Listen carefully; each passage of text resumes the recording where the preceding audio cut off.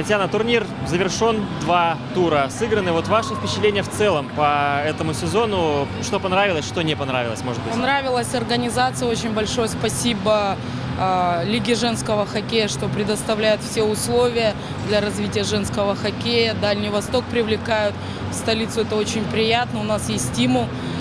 Хочу поблагодарить команду «Град», «Град-1», «Град-2», «Спартанки». Девочки все достойны, конечно, уровень у них намного выше, так как многие занимались профессиональным спортом.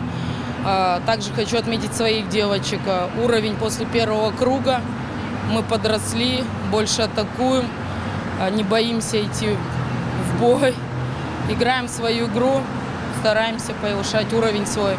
Ну вот как раз вопрос по поводу уровня соперниц, вашего уровня. Где находите, в чем находите мотивацию, учитывая, что пока не очень получается играть на равных? Мотивацию ищем в скорости, больше в тактике стараемся играть в пас. Стараемся подстраиваться под соперника, чтобы не уступать им скорости, где-то в катании. Работаем над этим, конечно. И пару слов, если можно, о хоккее у вас в регионе, в Хабаровском крае. Насколько популярен вообще хоккей? В Хабаровском крае, Хабаровск, Приморье у нас популярный хоккей, у нас много ледовых площадок. Единственный у нас минус, что у нас одна женская хоккейная команда на Дальнем Востоке, именно в нашем регионе. Так как не хватает у нас девочек, желающих играть в хоккей. А условия у нас все абсолютно хорошие. Команда «Амур», «Адмирал» во Владивостоке, в Хабаровске. Спортшколы есть.